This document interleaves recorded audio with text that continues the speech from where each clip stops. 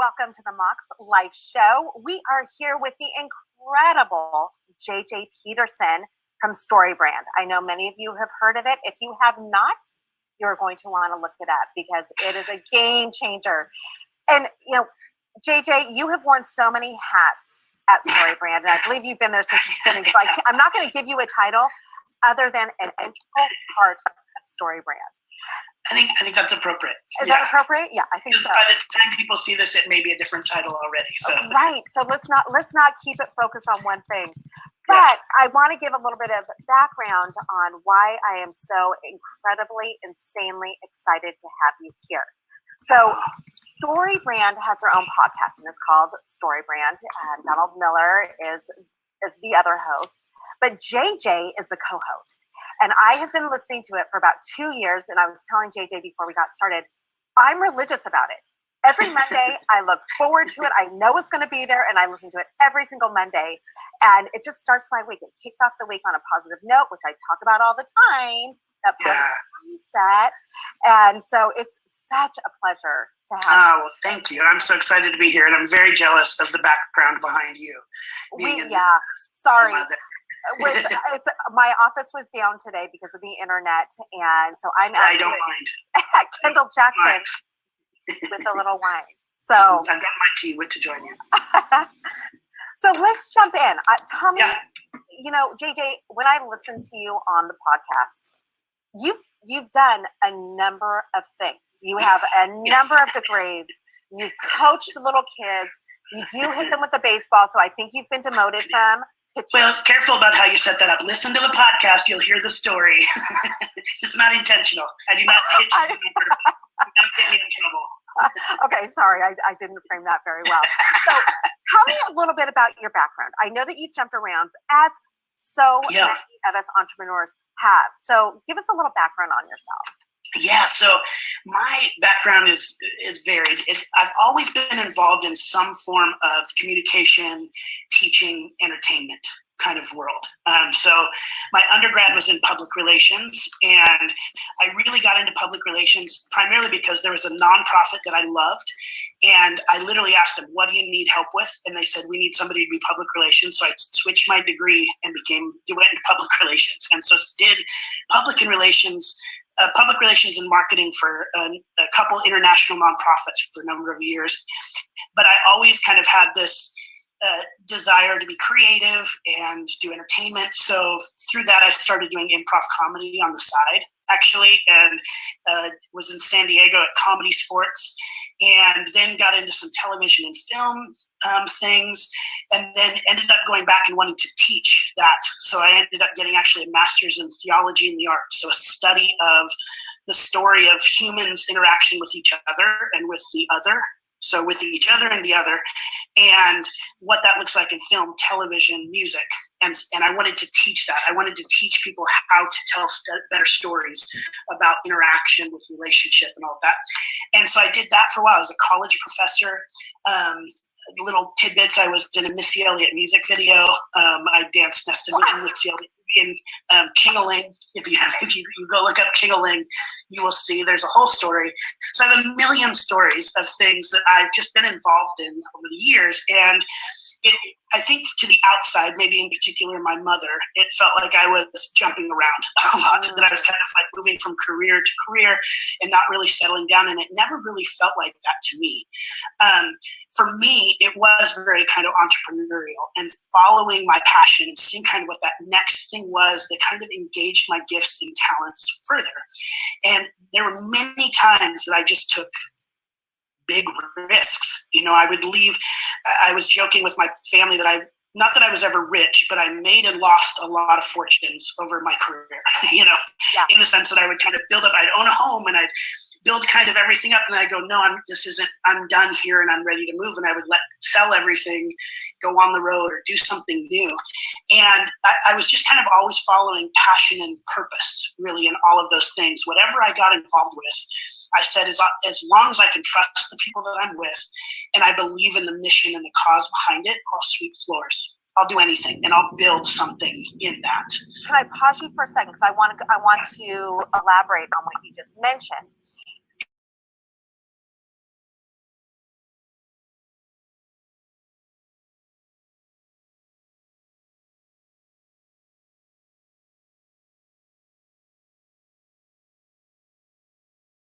I think that, I kind of, even in the biggest moments, I would always weigh what's the worst thing that can happen here and what's the best thing that can happen. And I tend to be a little bit more of an optimist and be willing to bet on myself a little bit. Yeah. And so, for me, especially when I was younger, it was, well, the worst thing that can happen is I move into my parents' house or my friend's house and live on their couch for 6 months till I figure this out. Like, that was always, I didn't have a family or kids. So it wasn't like I was putting their livelihood at risk. It was literally, okay, what's the worst thing? I'm embarrassed that what I tried to do didn't work. It always came down to what the worst thing that could happen is my ego would be bruised. And I had to actually say, that's going to be okay. Like, I would rather fail and have people know that I tried than never have gone for it. And that came to fruition. That came really important when I actually went into improv comedy and toured for about 4 years professionally. Same thing, sold my house and went on the road and started doing stuff in Hollywood. And I never made it huge, but I made a living doing it. Yeah. And then I went back into education. And when I left education, I'd worked my way up to be dean of students of a college.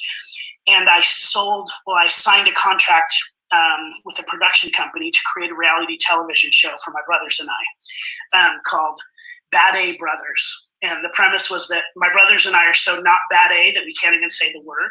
And we would travel around the United States and find those old, weird, quirky laws that are still on the books, like you can't cross the Minnesota border with a duck on your head. And we'd research the history behind those and we would break those laws. So here I am at a university. I've worked my way up to being in administration. I'm making the highest salary I've made. My living expenses are covered. I'm also doing acting in Hollywood on the side. I'm kind of living that dream. And this opportunity came up to start a television show. And it was one of those moments where I was like, okay, what is the worst thing that could happen? I move in with some friends. And my ego is bruised because I gave this up to pursue something else. But I always knew that I bet on myself that I could land on my feet somewhere. And so I did. I actually pursued that television show. We signed with a production company. We filmed sizzle reels. We kind of got through the whole thing, got in the room with a bunch of networks, and then it never got off the ground. But because I took that risk, it's actually what gave me the freedom to move to Nashville and start working for Storybrand. So the current job that I have, which is my favorite job in the world that I've ever had, came from leaving a secure place that I had reached a certain level. I was never going to be president of a university. I had kind of reached, I probably would get, maybe my 3 to 5% incremental raises from then on. I had the most influence I was going to have in that position. There was no growing other than going to another university, which I had no desire to do. And I took a risk on something that had a greater reward and a greater risk. And it didn't go the way I thought it would, but I had an amazing time, and it led me to where I am today. And I would not be able to be here, which is what I do at Storybrand, is I go around and help companies, individuals and corporations clarify their message. So create a story, their story, talk about their brand, talk about what they do in a way that compels customers, because so many companies are just so close to their products that they have a hard time explaining what it is that they do in a way that compels people to engage. And so many of them are losing out to inferior products, inferior people in the marketplace because those people can communicate more clearly. And so I go around and I teach story. I teach how story works and how to create a compelling story in your marketing and messaging. And the only real reason I could do that, now I did have a communication background in public relations and marketing that I had done it, and I'd actually taught it at university, but I'm on a global stage at this point that I travel around the world and help companies. I work with very large corporations and very small corporations, individuals. And it was one of the things that gets me in the door is that I wrote for television and I worked in Hollywood. And, because it adds to my credibility of being a storyteller, where Hollywood is the highest level in our society of storytelling. right? I mean, you could be a novelist, but novelists want to get their movies made. So when you can say, no, I actually was on television, I was in movies, I've written scripts, I've been to Sundance, I've debated film in that setting, both academically and culturally. I went to Comic-Con every year, and all of these. Oh my gosh! That bring everything together that never would have happened had I not taken that risk and said, you know what, this 1 in a million that this television show makes it on air, and I'm pretty stable right now, but let's do this. So I'm going to bet on myself. So we are talking about two different things that are so important. One is the mindset that you had, JJ, or that you had, and kind of that journey. And so a lot of my clients that come to me, they feel defeated if they start a business or they go into something and it doesn't work out. So I want us all to remember it's a journey, and whatever you 100%. learn, I mean, you use all the experiences that you've had to do what you do now. What you said is, this is where I was meant to be. This is what I love the most, and it's all good. So I want to just kind of let people marinate in that. But then number two, getting to the business part. So you talked about Storybrand. So those who don't know what Storybrand is, or they're not versed in the importance of storytelling for your brand, what I love about Storybrand is they have this motto, and it is confuse, you lose. It's said on every single show. It's said on every book. It's said all the time. And that's what Storybrand is about. And so that's why the story that's going underneath is important. But before you even get there, you need to have a tagline that is super clear. And you guys always say, don't get clever. Don't be too, don't use too many colorful words. Just get to the point. Yep. So let's talk about that a little bit, because I think that's where a lot of people miss it. They work so hard being clever and creative, and then they miss it. And that's because a lot of the examples, this is my opinion, a lot of the examples that we have that are great branding and advertising are these giant companies like Coca-Cola and Apple. And we look at those and they're so creative. But Apple doesn't have to tell you what you do. Coke doesn't have to tell you what they do, right? We know them as global brands, and we all kind of want to have this creative, ethereal, feel-good kind of messaging because we see those huge brands do it so well. And for most of us, that actually is going to confuse people, right? Because we need to start with what is it that you actually do, and people skip right over that. So we say all the time, you can be cute and clever, but not at the expense of clarity. Like, always be clear first. Start with clarity, then move to cute and clever. And there's a reason for that, and that's because the way our brains actually work and process information. I'll kind of go through a few things real quick, but the way that our brains are designed to keep us alive. And the two primary ways that our brains do that is by helping us to focus on what helps us survive and thrive. Our brain is always looking for, how do we survive and thrive? So, like when you walk into a Starbucks, you don't walk in and process every piece of data that's in front of you. You're not picking up a package and going, well, this label is cute, and this font is different, and this letter is da-da-da. Look how they shaped this A. I mean, if you started processing every piece of information and focusing on how many cracks are in the wall, how many holes are in the ceiling, you'd be stuck there all day, and you'd never get out. Our brain naturally filters out the information we don't need. It goes, oh, there's the coffee, there's the exit. Right? People are always like, when I walk into any kind of conference room or boardroom and I'm presenting, people never know how many chairs are in the room, but they always know where the exits are. It's what our brain does all the time. We're just filtering out information. Like you right now, you know where your wine glass is, and you probably know how to get some more, right? Like, that's how you're going to survive and thrive. But you don't know how many chairs are out there, how many bushes around you. Your brain just naturally ignores that. And that's because in order to process information, the second thing the brain is doing is it's trying to conserve calories. And the more information you have to process and decisions you have to make, the more calories your brain burns. So your brain is always looking for what makes us survive and thrive, and to do it in such a way that burns little calories. We try to understand things quickly, primarily because, in a very kind of just bottom line way, if the barbarians come over the hill to attack us, and we've used all our decision-making power, and we're focusing on everything around us versus the fight or flight, then we die. So our brain is doing those two things. We're looking for how do we survive and thrive, and how do we make those decisions and process that information quickly without burning too many calories. So what ends up happening with people's messaging and story, because people's story is such a buzzword, but people don't know how to tell a story, is they throw information at people that causes them to be confused, process too much information, burn too many calories, and they don't connect their product or service to people's survival and thriving. And what story does, when you actually follow the rules of story, there are rules of story that have been developed, they go all the way back to Aristotle and Plato. Like, there are rules to a story, and when you break those rules, then you actually descend into chaos and noise. It's no longer a story that flows and makes sense and helps us understand how to survive and thrive and do it clearly. It becomes noise. And that's why on our podcast, we would say, if you confuse, you lose. Noise is the enemy.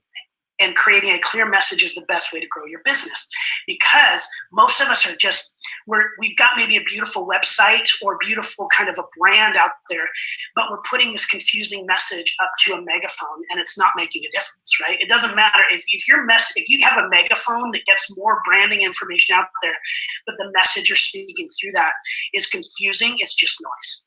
Because we are experiencing 3,000 to 5,000 commercial messages a day. Right. And so what Storybrand does is say, this is how to tell a story, follow the rules in a way that helps people understand how you help them survive and thrive, and does it in such a way that they don't even have to burn any calories to understand it. Okay. So JJ, tell us, how does a company or a business structure their message, their story, to not be confusing? Yeah. So, this is all based on even screenwriting principles and story framework. And there's different structures. In the Storybrand framework, we've really boiled it down to that there are 7 elements of every good story. And I'll say it first in the context of like a movie, and then kind of translate that to a brand. So the 7 elements are that you start with a character. That might seem obvious, but what's important about that character in a movie is you need to know immediately, within 9 minutes of the start of a movie, what that character wants. And it has to be clear. And it can't be 50 things. Jason Bourne can't want to know who he is and know his history, but also want to open a bakery and run a marathon and all, that becomes a horrible movie. We tune out because we have to burn too many calories to follow the storylines. So the character has to want one thing. First element. Second is that character encounters a problem. The entire story is about that character overcoming a problem. And the story is not good unless there is the problem. If basically, like, Liam Neeson's daughter gets kidnapped for the 8th time, and he gets a phone call that she's fine in London and nothing's going on, she just wants him to come over and visit because it's a joke. There's no problem to overcome. That's a boring movie. They spend the rest of the movie shopping, right? It's just a boring movie. And in story, there's a couple levels of problem. The 2 most important are the external problem and the internal problem. So even if Liam Neeson has to overcome this kidnapping of his daughter, he has to get his daughter back, most of us can't identify with that story because we probably haven't had somebody kidnapped in our family that we need to rescue. Right. But we can identify with maybe feeling like you're not good enough or scared to protect your family.